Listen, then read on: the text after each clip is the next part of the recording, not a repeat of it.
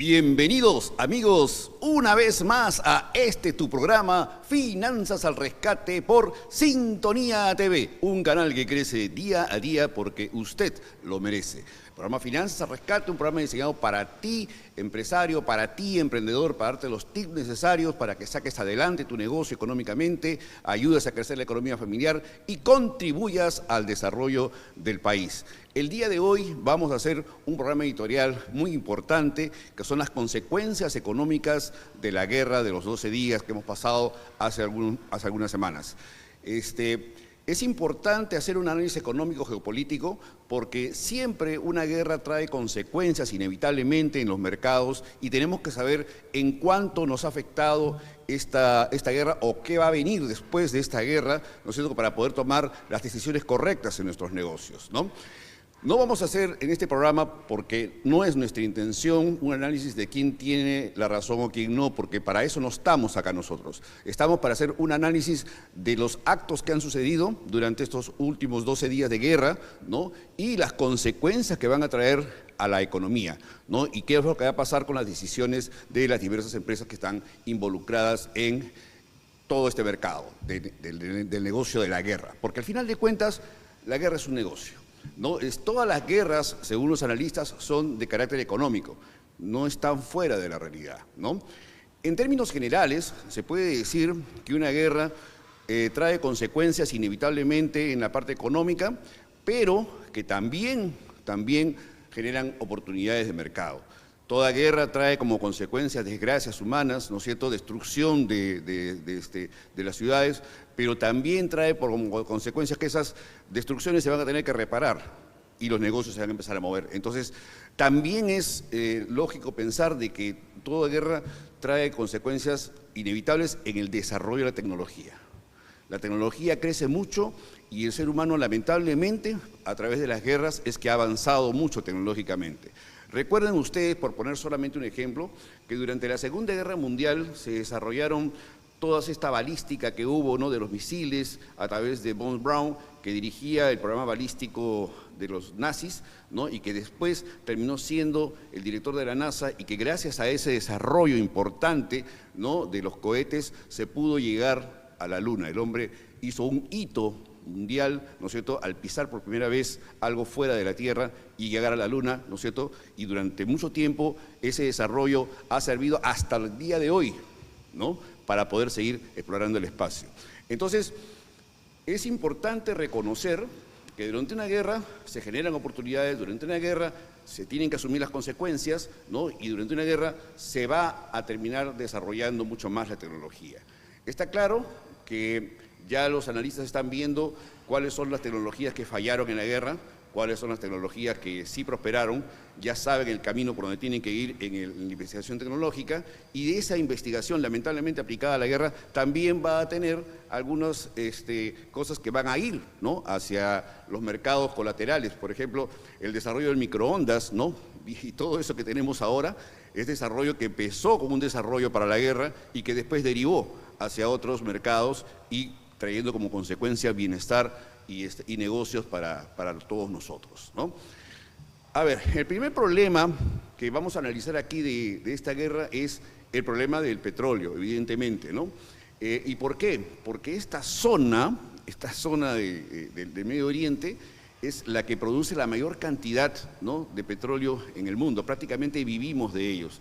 Los países árabes son países ricos precisamente porque tienen la mayor reserva de petróleo del mundo.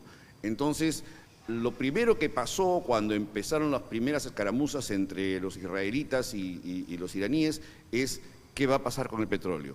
¿Qué va a pasar con esta situación? Imagínense ustedes si hubiera habido una escalada en el conflicto, prácticamente íbamos a tener problemas con el precio del petróleo. Y del precio del petróleo determinan todos los precios de la economía, todos los precios de la economía, ¿no? Entonces íbamos a tener una inflación mundial, iba a haber una escasez obviamente, y con esa escasez, ¿no?, todas las cosas que comemos, que llevamos, todo necesita el petróleo. Entonces todo está involucrado con eso.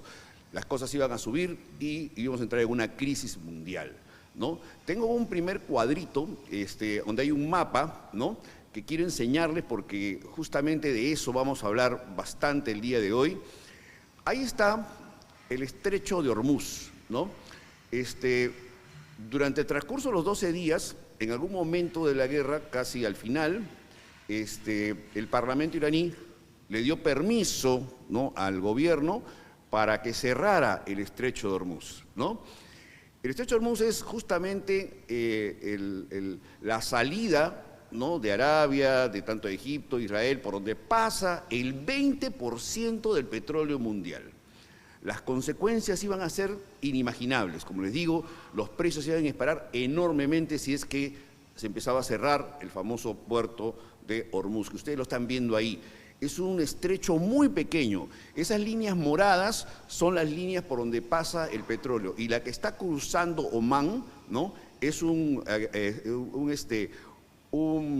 digamos, un ramal, ¿no es cierto?, un tubo por donde pasa también el 20% del gas licuado de petróleo. O sea, estamos hablando de una crisis, pues, que iba a ser mundial. Por eso es que los países empezaron a preocuparse, ¿no?, y a decir, bueno, ¿saben qué? Hay que hacer algo acá porque si no, después esto se nos va de las manos, ¿no? El desarrollo del transcurso de la guerra, ¿no?, fue decisiva la intervención de los Estados Unidos para que esta terminara. ¿Ya? El objetivo principal de la guerra, según Israel, era la eliminación de todo el potencial nuclear iraní, porque no se podía pretender que un Estado que pretende la destrucción del Estado de Israel, ¿no?, tenga una arma atómica, ¿no? Independientemente de que Irán financia prácticamente todos los grupos terroristas en el mundo, ¿no? Financia a todos los grupos antisemitas, ¿no? Todos estos grupos que ha primero atacado Israel hace 2 años, ¿no?, son todos financiados por Irán, ¿no? La riqueza de Irán en el petróleo es inmensa, ¿no? Entonces, de alguna manera ellos querían quitar esto.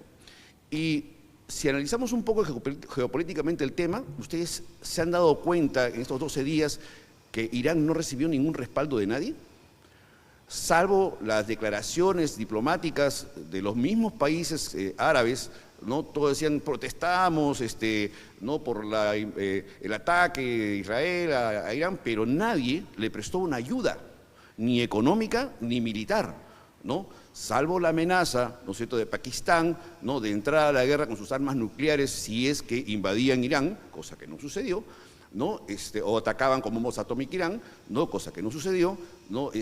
Nadie hizo una declaración tan fuerte, pero de la declaración no pasó, ¿no? Lo que hace que los analistas geopolíticos digan, parece que nadie quiere mucho a Irán, ¿no? O sea, sí, claro, como árabes se juntan, hacen un bloque diplomático, pero de ahí no pasan, porque el país de Irán está tomado por los ayatolas, ¿no?, y es una teocracia. Entonces, esta teocracia, ¿no?, tiene como eje fundamental el tener aliados en grupos terroristas para poder hacer su tarea, digamos, sucia. Entonces, y esto no le conviene a nadie, ¿no? No le conviene a nadie. Por eso es que un poco como que los países árabes no se metieron directamente en un apoyo militar, mandando tropas, mandando material bélico, ese tipo de cosas, no se vio. No se vio. Lo que entonces da puertas a decir de que más está pesando el tema del negocio del petróleo, ¿no?, porque el involucrarse, los países árabes iban a ser atacadas directamente, ¿no?, las zonas petrolíferas, ¿no? Entonces, hay un tema ahí que se tendrá que analizar posteriormente, porque prácticamente países que apoyan el terrorismo están siendo aislados, ¿no es cierto?, por países que prefieren, en todo caso, el desarrollo económico. Bien, entonces, el principal tema. Tenemos otro cuadrito ahí para ser un poco más puntual en el análisis, que es el desarrollo del precio del petróleo durante los 12 días, ¿no? El precio del petróleo normalmente oscila entre los 63 más o menos, ¿no es cierto?, hasta antes de la guerra. Ese era su precio normal, un precio que está así hace mucho tiempo, ¿no? Buen precio, dicho sea de paso. Pero ustedes pueden darse cuenta desde el 30 de mayo, 4 de junio, 9 de junio, 12 de junio, ¿no?, 17 llega hasta $75 el barril, ¿no? Entonces, esto es un salto muy importante, como les digo, ¿por qué? Porque lamentablemente pues vivimos del petróleo hasta ahora, ¿no? No nos podemos desligar de eso, ¿no? Pero desde mi particular punto de vista, no dio un salto tan alto como el que yo pensaba lo iba a dar. Por el desarrollo de la guerra, básicamente, ¿no? Porque si bien es cierto, Israel atacó, ¿no es cierto?, la infraestructura también petrolera de Irán, ¿no? No es que se escaló, o sea, Israel ha hecho ataques no invadiendo, sino ataques puntuales a las zonas que él pretendía que sean estratégicamente, de alguna manera manejadas para poder abastecer, ¿no?, el proyecto nuclear que tenía Irán. Entonces, inclusive ha disparado contra edificios gubernamentales o contra lugares, digamos, habitacionales, buscando básicamente los jefes militares, los ayatolas, ¿no? Tratando de ser muy puntual en sus ataques, o sea, no ha atacado poblaciones civiles indiscriminadamente, no ha hecho una invasión, ¿no? Como podría haberse hecho en tiempo de la guerra, pero bien, eso hace de que pues, las cosas se vean, bueno, ya va a acabar entre Estados Unidos, termina la guerra y se acabó. Se acabó. El precio, como ustedes pueden ver en ese cuadro, volvió a bajar a los 65, 60 dólares el barril.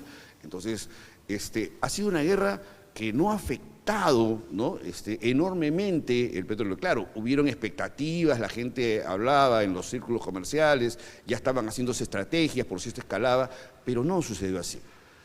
Y la acción decisiva que tuvo Trump, ¿no?, de hacer lo que Israel necesitaba que haga, porque prácticamente Israel lo ha empujado a Estados Unidos, ¿no?, a que tome esa decisión, a que tenga que entrar en la guerra, porque ellos no tenían la tecnología necesaria para poder bombardear el principal centro nuclear que tenía, en donde se estimaba ya tenía uranio procesado al 60%, faltando solamente 30%, porque a partir de 90 ya se puede realizar una bomba con eso.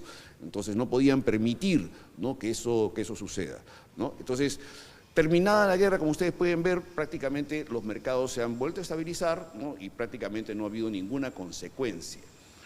En el Perú, ¿no?, ustedes han visto nuestra economía tan fuerte, también llevada el tema monetario a través del Banco Central de Reserva, ¿no? Prácticamente no ha habido, ¿no?, algo que sea importante desde el punto de vista económico, salvo la última declaración del presidente Velarde del BCR, ¿no?, ha bajado la expectativa, pero en un 0.1%, o sea, ya no es 3.2, ahora es 3.1. Eso tampoco es significativo y seguramente en el transcurso de los meses hasta de repente pueda volver a variar. Para arriba, quién sabe, ¿no? Entonces, al Perú no le ha pasado nada. A Estados Unidos, Latinoamérica, tampoco, ¿no? En Europa, tampoco, ¿no? Y en el Medio Oriente sí va a haber seguramente una escalada importante en los negocios porque se tiene que reconstruir toda la infraestructura que se ha dañado, ¿no? Ya se calcula que el costo de la guerra total ha sido 55.000 millones, ¿no? Toda la guerra, los analistas calculan que son 55.000 millones. Más de 23.000 millones ha gastado Israel solamente en el escudo de antimisil que tiene, ¿no? Y ha perdido una infraestructura porque a él sí le han caído misiles en zonas urbanas, ese tipo de cosas, ¿no? Ya está evaluando, el día de hoy salió esta noticia de pedirle ayuda económica a los Estados Unidos para apoyar en la reconstrucción que tiene que hacer. Y evidentemente también va a ir a comprar más armas, porque el Estado de Israel, recuerden ustedes, está en guerra desde 1948. O sea, está en permanente estado de guerra, ¿no? Porque todos los países que están alrededor suyo, o sea, tienen como meta destruir el Estado de Israel. Entonces, esta guerra, según ellos, ha sido para subsistir, ¿no? Una guerra de subsistencia, ¿no? Entonces, hay ese problema geopolítico ahí. Israel, como le digo, está en guerra permanentemente desde el 48, desde su fundación, ¿no? Vamos a hacer una pequeña pausa, ¿no?, para poder explicar un poco el tema historiográfico de este asunto para entender algunas consecuencias económicas también. Nos vemos en unos segundos.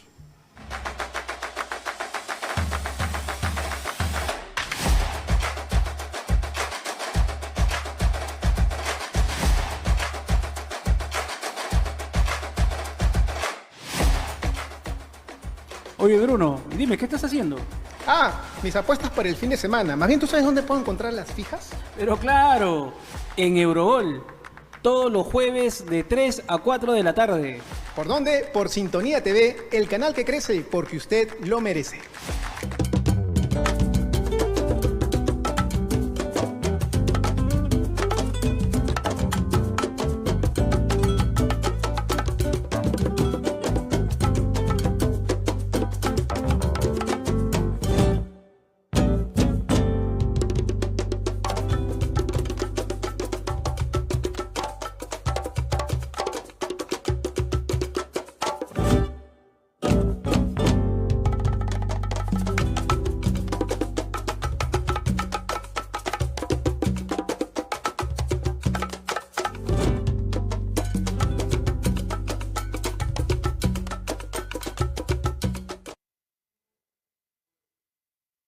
La conclusión entonces que podemos sacar hasta ahora es que lo corto que ha sido esta guerra, lo puntual que Israel ha hecho de esta guerra utilizando puntualmente ciertos sitios que quería atacar y parar después, ¿no? Con la intervención obviamente de Estados Unidos, es que los mercados prácticamente no se han movido. Hubo un pequeño remesón, obviamente expectativas en las bolsas, etcétera, algunas acciones se dispararon, pero después de eso la cortedad, ¿no? de la guerra hizo de que prácticamente los valores volvieran a sus niveles normales, ¿no? Y estamos prácticamente casi sin consecuencias. Las consecuencias van más que nada por el lado geopolítico, por el lado diplomático, que ahora queremos analizar, ¿no? ¿Por qué esta zona del Medio Oriente es tan conflictiva, hablando ya de geopolítica? Y hemos dicho hace un rato que Israel está en guerra desde el 48, desde prácticamente su creación.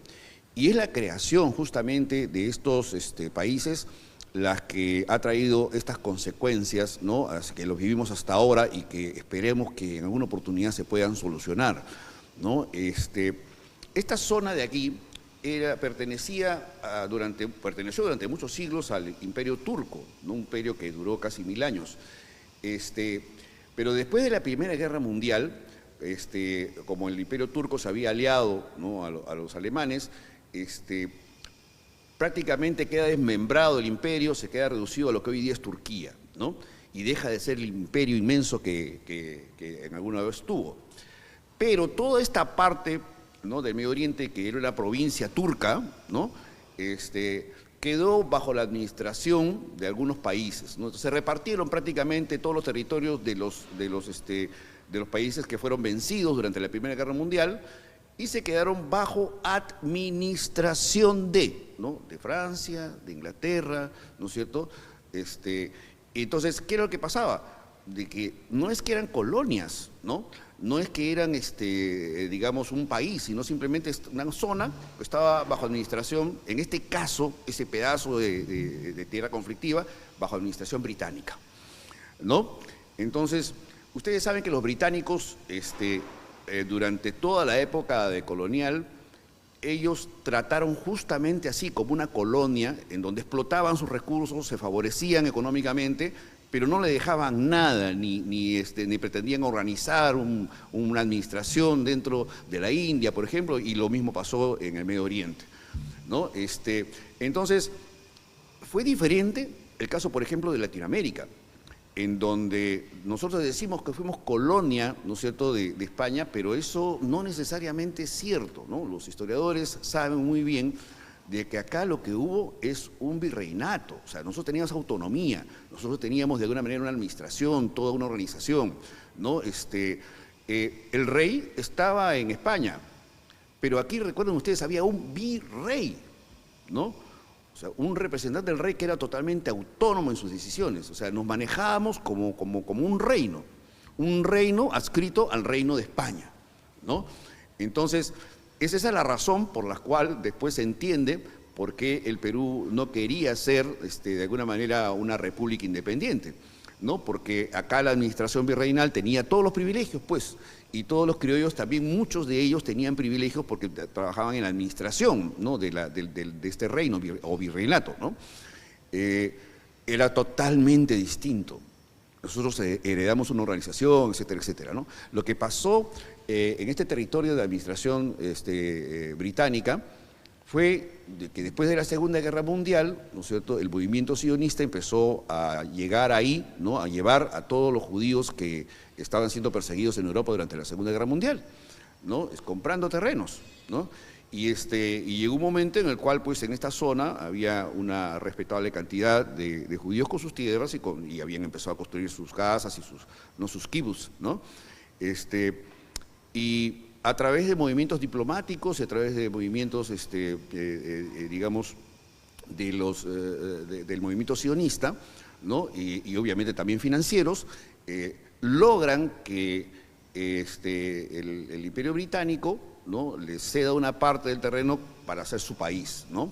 Una de las cosas que históricamente muy mal ha hecho el Imperio Británico, o sea, aparte de obviamente sobreexplotar y no dejar nada en las tierras donde tenía sus colonias, era después, ¿no?, dividir las tierras para cuando se iban, ¿no?, y dejaban la independencia, porque después de la Segunda Guerra Mundial se tomó la decisión en las Naciones Unidas de ya no sé qué, nada de colonias, nada de estas cosas, o sea, que sean países independientes, pero hay que hacer un proceso, ¿no es cierto? Y obviamente cada, digamos, potencia mundial que tenía sus colonias tenía que ver la manera de cómo, al dejar el país, este país sea un país estable, un país viable, etcétera, etcétera, ¿no? Bueno, el Imperio Británico lo hizo en general, históricamente, mal. Todas sus colonias terminaron siendo un desastre, ¿no? Como por ejemplo lo que pasó entre la guerra entre Pakistán, ¿no?, y la India, ¿no?, generando de alguna manera fronteras que eran inviables, ¿no?, sin considerar cuestiones étnicas, culturas, etcétera, etcétera. Esto mismo pasó, ¿no?, aquí en esta zona del Medio Oriente, con Israel y con todos los países que están alrededor. Países que son inviables, países que son fallidos, ¿no?, y con diversos problemas, ¿no?